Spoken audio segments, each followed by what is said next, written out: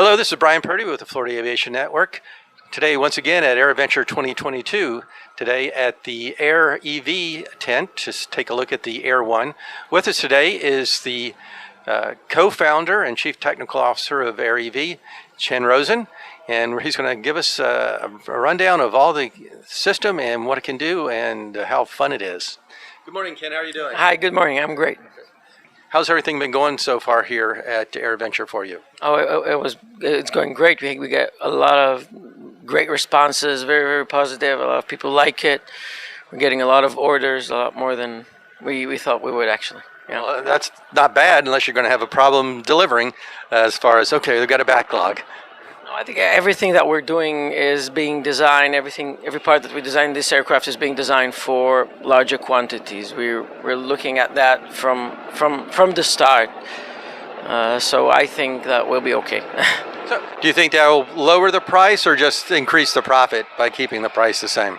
No, I think we have already a very competitive price, and this competitive price is already based on quantities that we aim for. So I think it's going to stay in that range. Okay. Great. Tell us a little bit about the history. How long you've been working on this? As one of the co-founders, you're there from the beginning. Yeah. I started working on this. Actually founded the company almost 5 years ago. About a year and a half ago, we actually started work on the full-scale prototype, which has flown just a month ago. And this aircraft is continuing flight testing in Israel. And we're moving forward. Now, was this the brainchild, the design of one person or a team? Well, it started with an idea. I started testing smaller scale prototypes to investigate this fairly unique, aerodynamic configuration. But obviously, very soon, a lot of people are joining, and at the end, what we have now is a group effort of we have 30 employees. Most of them are engineers, and this belongs to everyone now. Great. And see, I think you said it's going to be a certified aircraft, manufactured, ultralight capability or heavier than that? No, we've been working with the FAA for 2 years already now. We're on the path for type certification for this aircraft. It will be certified as something that's called powered lift, but the certification is still based mainly on Part 23, which is the regulation for fixed-wing aircraft. In parallel, we are always checking the pulse of the Mosaic program, which might allow in the future to have such an aircraft be certified as something that is very similar to a light sport aircraft, and we're hoping that this will happen along the way, and then we would do that. Florida Aviation is highly concerned with safety, so can you tell us some of the safety aspects of this vehicle? Yeah, what we're trying to do here, in order to really do a big change, I think, in safety, especially of light aircraft, is to eliminate all the things or the safety hazard that occur from pilot error. At the end of the day, most of the accidents in light aircraft are caused by pilot error.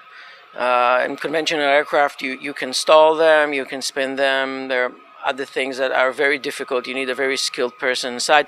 If something does go wrong, if an engine shut down, then you need a very special skill, and you need to be able to react in this situation very, very quickly, and your life depends on it. And we're eliminating all that. This aircraft has a fly-by-wire system. It has full envelope protection, so you cannot stall it, you cannot spin it. You cannot, overload it. You cannot exceed the maximum allowed speed. You cannot flip it upside down. It really protects you. It makes flight very, very easy, and you don't need high coordinative skills like you do in an aircraft. You don't need to apply, aileron and rudder at the same time. There is no rudder, and wherever they are effects of one axis on another, the system compensates that automatically. So what you want to do, what you intend to do, is the only thing that's happening, and the system always fixes everything around that. That's why we call it fly by intent. And I think we talked once, or with one of your other representatives, about redundant systems. Basically having two rotors on each pod. Each rotor has its own motor. We have eight electric motors on this aircraft. We have four completely separate batteries, so that's four completely separate power systems. And this aircraft can lose either a motor or a full power system of the four, and the pilot would barely notice it. If you wouldn't give him an indication and he doesn't see an engine stop, then you wouldn't know that it happened. The aircraft continues to fly normally. There's a lot of power reserves here, and when you lose an engine, then the thrust that you lost is immediately being distributed between the other seven. So there's very little effect. You need to land as soon as practical because you have less redundancy, and the next time something happens, it will be harder to mitigate. But when you're flying to land, it's normal operation. You don't have to do anything special. It's not like operating a single without an engine, or even a twin engine aircraft when one engine is lost, which is a different flying. So the pilot won't have to do anything if there is a power loss, but he'll be notified so he can be prepared to go land. The system monitors everything, and there's a lot of sensors. Even today, in the flying prototype, we already have almost 200 temperature sensors within the battery. So there's just an example. There's a lot of sensing. The system is very aware of the state. It helps you check the aircraft. So there's less, if any, checklists. In the morning, checklists have always been part of a pilot's life, and we're also trying to reduce that, maybe even eliminate that in most of the phases of flight, because everything here is electronic, everything can be monitored. There's not a lot of mechanical stuff that you really need to come and look and check. Then we feel that we can reduce that burden and also increase safety, because the system is very aware and it will notify you on anything that happened. And again, if something happened, even if you lose a flight controller, you'll barely feel it. Everything stays as normal. You need to land as soon as practical, have that fixed, and that's it. It sounds like you almost got a built-in autopilot. It is. We have a fly-by-wire system, okay, which is so your commands are, you're using an electronic joystick, and your commands are sent to the flight control system, which stabilizes the aircraft at all times. So if you let go of everything, the aircraft will always stabilize. You always have wings level, you have pitch level, that the last trim that you set, and it will maintain altitude. So it's always very stable. And when you apply a command to the joystick, you basically apply an attitude command, and the flight control will give you that. You don't need to, there are no little corrections, it's very simple to fly. Are you able to plan flight routes on the aircraft and just say, okay, we're up, go ahead and go? Besides that, that stabilizing fly-by-wire system, you have an autopilot, which is fairly similar to an autopilot that you can find in a conventional aircraft, where you can, point to a location on map and ask the aircraft, and it will fly there. It's not autonomous or completely autonomous. It's like the autopilot you have on an aircraft, or sometimes now in cars, where you're still in charge, but you don't have to do anything. It will take you there. Being all electric, how many batteries and what kind of voltages are you looking at? We have 4 batteries. The aircraft will run at, we're currently looking at 550 volts. Okay, and those batteries will last how long? It will give you an hour. And I think you said at about 100 miles an hour is top speed? Or is that, no? Yeah, we're cruising at around 80 knots, and it will go up to 110, 120. And that's the nice thing about not being a light or ultralight. You can go faster than 60. It's either a certified aircraft, maybe it will be a light sport aircraft if that will evolve to accommodate airplanes like this. Now, as other energy sources like hydrogen fuel cells evolve, do you think you might switch from batteries to some other type of longer duration type energy source? I think that as there's evolve in the future, that might be possible. But at the moment, we are very, very focused on applying technologies to these aircraft which are available at the moment. Okay, we're not looking. There are future battery cells with amazing capacities, but anything that is not very in mass production or very close to that is something that we're currently not looking at. We're really trying to reach the market as soon as possible, and we're minimizing the adventure in that. It's already innovative enough as it is, I think. Now, what is the recharge time on those 4 batteries? It will be very similar to what you get from an electric vehicle. So if you have a supercharger with enough power, you can charge it in under an hour. And that'll give you an hour flight. Great. Yeah, something like that. So it's like, okay, you go on a trip, you can fly an hour, stop someplace where you can recharge it, have lunch, then come back and start again. Yeah. I think looks like you have a ballistic parachute also? Yeah, there will be a ballistic parachute installed. Yeah. That's usually manually controlled. It's not going to let the system do it. It's going to be manually controlled. I can't think of anything else.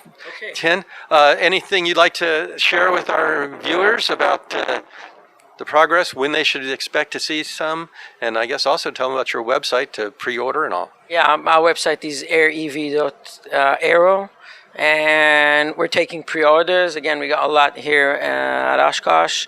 If someone wants to come and see us in person and see this aircraft, we'll be at the Detroit Auto Show in a couple of months.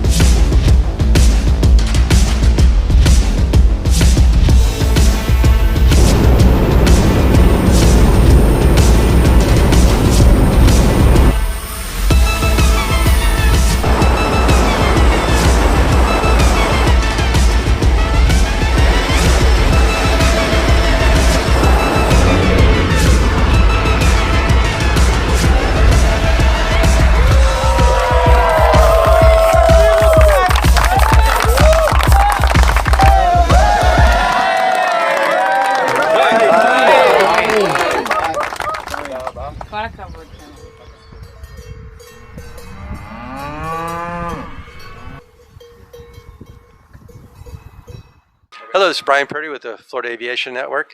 Learning some more about the Air One from AirEV. Today with us is Gil Charnes. He's going to tell us a little bit about where you can see it over the next couple months, and then enjoy the ride.